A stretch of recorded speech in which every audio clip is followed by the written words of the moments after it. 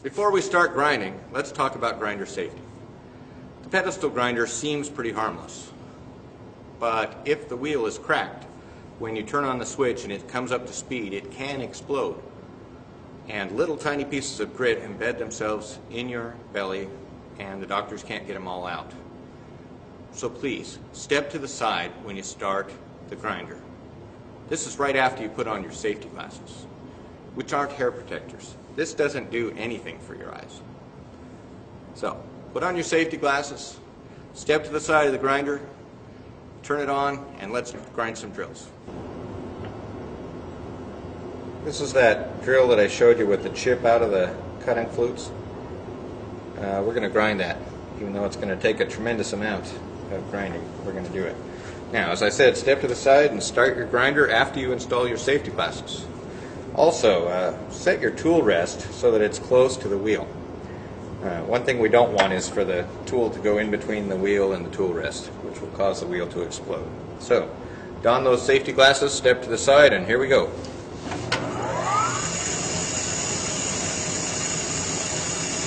Your hand position is really important when you grind a drill because it's going to determine how repeatable all your angles are. Notice I have my right hand up close to the tip. My left hand is holding onto the shank. Now, when I address this wheel, I'm going to basically copy this angle. I want this cutting lip rather, to be flat when it touches the wheel, horizontal. Also, the hand holding the shank is lower. This will give us a positive rate on the primary clearance angle. Alright, I'm going to start grinding here.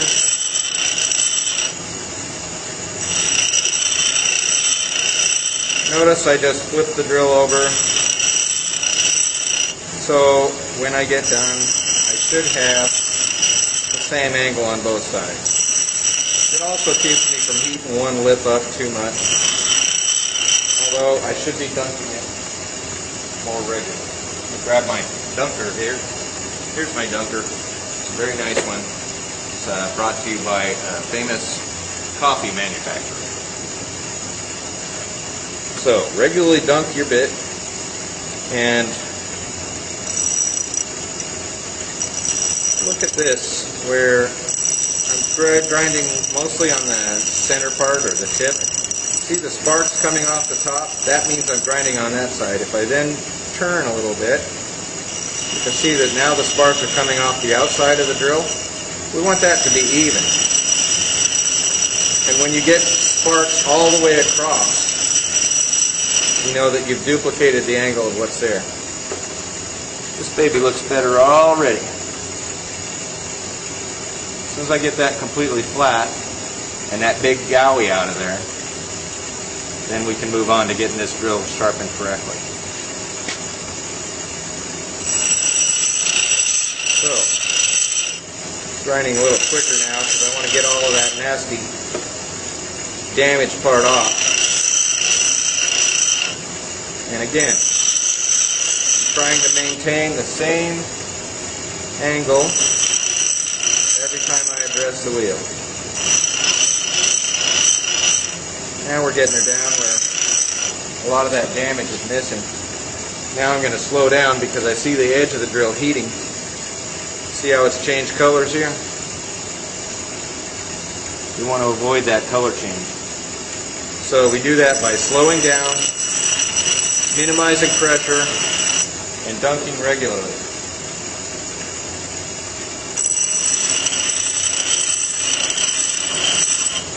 Alright.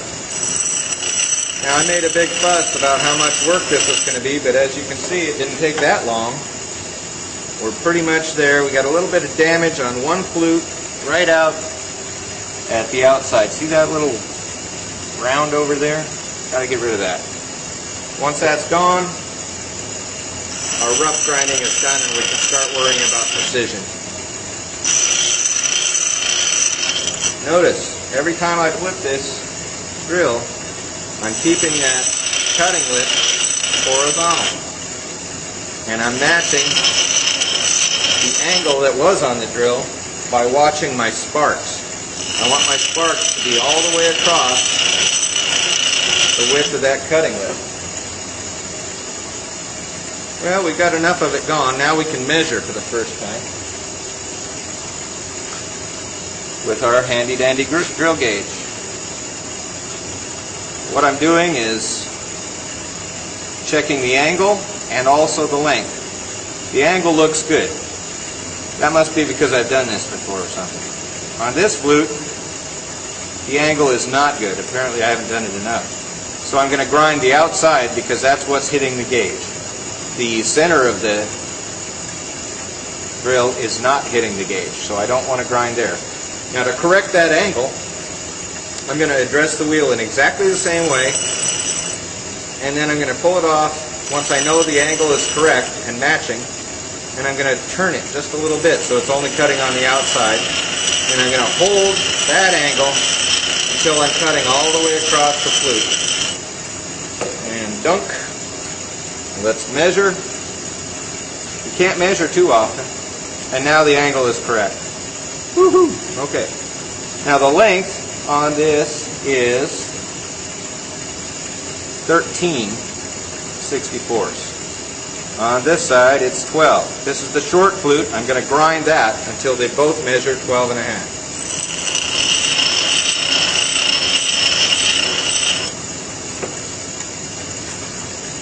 Just took a touch.